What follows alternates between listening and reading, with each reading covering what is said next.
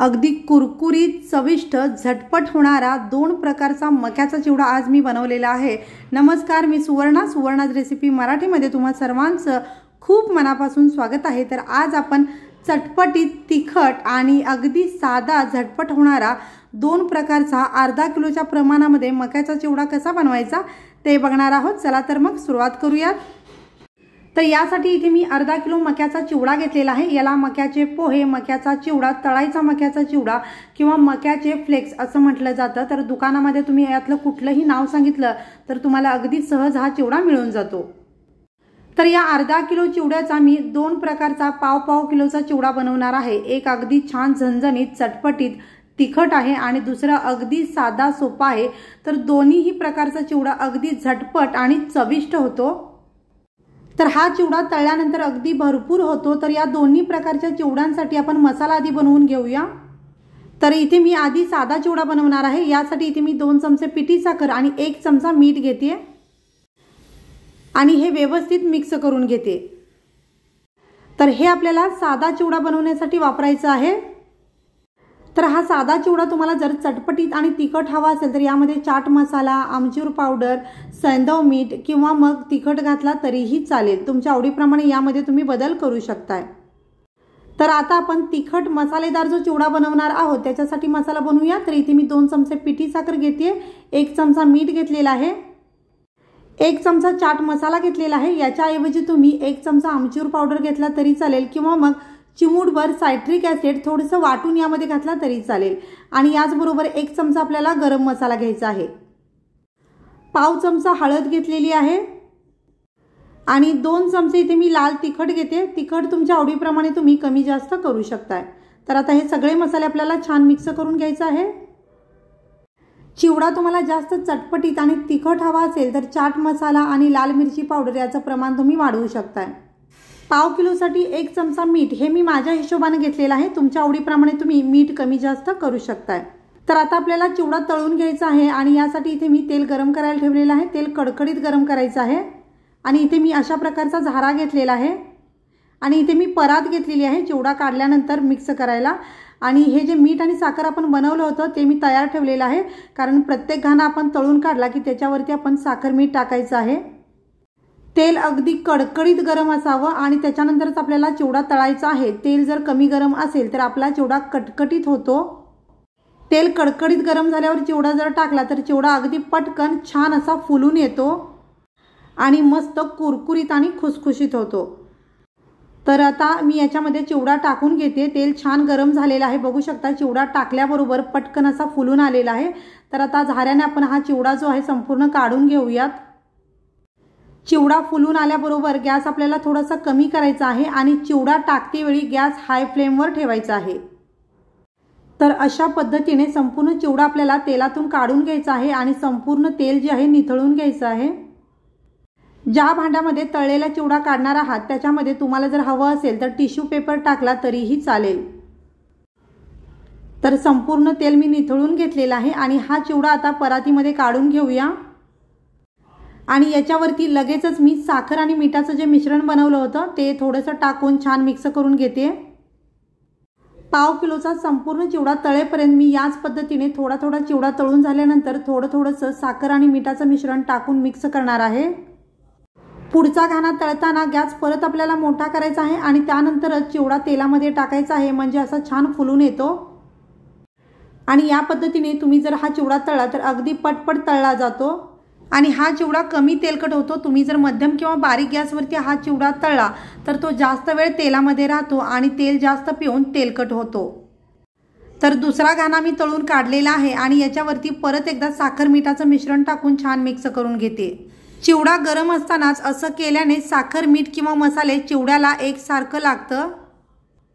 तर इथे मी याच पद्धतीने राहिलेला संपूर्ण चिवडा पाव किलोचा तळून घेतलेला आहे आणि राहिलेलं साखर मिठाचं जे मिश्रण आहे ते पूर्ण टाकून मी छान असं मिक्स करून घेते।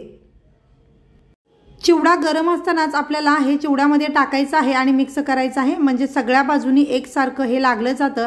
तर एका भांड्यामध्ये मी हे काढून घेते। तर इथे मी बुट्टीमध्ये हा चिवडा काढलेला आहे आणि परत एकदा या पद्धतीने छान मिक्स करून घेते। मिक्स केल्यानंतर चव बघायची आहे आणि तुम्हाला जर साखर मीठ अजून लागत असेल तर ते टाकून छान असं मिक्स करून घ्या आणि हा आपला साधा चिवडा अगदी झटपट आणि चविष्ट तयार झालेला आहे। तर आता मी राहिलेल्या पाव किलोचा तिखट मसालेदार चिवडा बनवणार आहे। परात रिकामी करून घेतलेली आहे आणि हा तिखट मसाला जो आहे तो सुद्धा मी तयार ठेवलेला आहे। तर इथे मगाशी सांगितल्याप्रमाणे कडकडीत तेलामध्ये हा संपूर्ण चिवडा मी तळून घेते।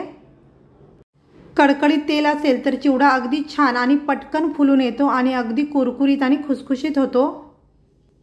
झाऱ्याने संपूर्ण तळलेला चिवडा मी काढून घेते आणि तेल निथळून परातीमध्ये हा चिवडा आपल्याला काढून घ्यायचा आहे। आणि यानंतर जो तिखट मसाला मी बनवून ठेवला होता तो थोडा थोडा टाकून छान मिक्स करून घेते। चिवडा गरम असल्यामुळे हाताला जर चटका लागत असेल तर इथे तुम्ही चमचाने हा चिवडा छान मिक्स करून घेऊ शकताय। मसाला व्यवस्थित चिवड्याला लागलेला आहे आणि याच पद्धतीने मी हा संपूर्ण चिवडा बनवून घेते आणि प्रत्येक घाणात तळल्यानंतर याच्यावरती मी हा थोडा थोडा मसाला टाकून मिक्स करून घेते। याचप्रमाणे मी राहिलेला हा संपूर्ण चिवडा तळून घेतलेला आहे आणि आता राहिलेला संपूर्ण मसाला मी यामध्ये टाकून घेते आणि परत एकदा हा चिवडा छान मिक्स करून घेते। व्यवस्थित मिक्स केल्यानंतर चटपटीत तिखट आपला हा मसालेदार चिवडा तयार झालेला आहे। तर हा तुम्ही असाच खाऊ शकताय किंवा मग तुमच्या आवडीचे हवे ते जिन्नस तुम्ही यामध्ये घालू शकता। तर इथे मी शेंगदाणे आणि डाळ घालणार आहे। चिवडा तळल्यानंतर संपूर्ण तेल मी काढून घेतलेला आहे आणि अगदी 2 चमचे तेल मी शिल्लक ठेवलेला आहे आणि त्याच्यामध्ये अगदी छोटी वाटी शेंगदाणे मी भाजून घेते। तुम्हाला हवं असेल तर शेंगदाणे तुम्ही तळून यामध्ये घातला तरी चालेल, पण जास्त तेलकट नको याच्यासाठी मी कमी तेलावरती हे शेंगदाणे भाजून घेते। तुम्हाला जर शेंगदाणे जास्त आवडत असतील तर जास्त घातला शेंगदाणे तरी चालेल। तर आता हे भाजलेले शेंगदाणे मी संपूर्ण काढून या चिवड्यावरती घालून घेते। याचप्रमाणे तुम्ही याच्यामध्ये काजू, बदाम आणि बेदाणे सुद्धा तळून घालू शकताय। तर इथे मी संपूर्ण शेंगदाणे घातलेले आहेत आणि याच तेलामध्ये मी आता फुटाण्याची डाळ घालते। तर इथे मी एक छोटी वाटी फुटाण्याची डाळ घेतलेली आहे, तुम्ही जास्त सुद्धा घेऊ शकताय। तर ही डाळ सुद्धा मी हलकीशी लाल होईपर्यंत तळून घेते किंवा तेलावरती भाजून घेते। शेंगदाणे, डाळ किंवा तुम्ही जे काही घालणार असाल ते छान कुरकुरीत होईपर्यंत तळून घ्यायचं आहे किंवा भाजून घ्यायचं आहे तेलावरती। संपूर्ण डाळ मी या चिवड्यामध्ये घातलेली आहे आणि राहिलेल्या तेलामध्ये मी कढीपत्ता टाकलेला आहे आणि कढीपत्ता आपल्याला छान कुरकुरीत होईपर्यंत तळून घ्यायचा आहे किंवा तेलावरती छान भाजून घ्यायचा आहे। तुम्हाला आवडत असेल तर यामध्ये तुम्ही लसूण आणि हिरवी मिरची सुद्धा छान कुरकुरीत करून या चिवड्यामध्ये घालू शकताय। तर हे ओले जिन्नस छान कुरकुरीत झाले पाहिजेत याची काळजी घ्या। तर हा कढीपत्ता छान कुरकुरीत झालेला आहे, तर हा आता मी काढून घेते आणि संपूर्ण हा कढीपत्ता चिवड्यामध्ये घालून घेते। सगळा कढीपत्ता यामध्ये मी घातलेला आहे आणि आता हा चिवडा आपल्याला छान मिक्स करायचा आहे। तर हा चिवडा छान हाताने मिक्स केला तरी चालेल, पण शेंगदाणे डाळ जी आता आपण भाजून घातली किंवा तळून घातली ती गरम आहे, तर यामुळे मी इथे चमचा आणि झाराचा वापर करून छान मिक्स करून घेते। तर मस्त असा हा चिवडा तयार झालेला आहे। तर चिवडा थोडासा थंड झाल्यानंतर हा जो कढीपत्ता आहे छान कुरकुरीत होतो आणि अशा पद्धतीने हाताने थोडासा चुरून टाका, म्हणजे तो चिवडा खाताना बाजूला काढला जाणार नाही आणि याचा स्वाद जो आहे चिवड्यामध्ये छान राहतो। तर इथे मस्त चमचमीत तिखट आणि मसालेदार असा हा चिवडा तयार झालेला आहे। खूप छान आणि झटपट होतो। याचबरोबर अगदी साधा, सोपा आणि खायला चविष्ट असा साधा चिवडा सुद्धा आपण बनवलेला आहे। अगदी झटपट होणारा, करायला अगदी सोपा, खायला खूपच चविष्ट, अगदी कुरकुरीत, खुसखुशीत मस्त असा हा चिवडा जरूर करून पहा।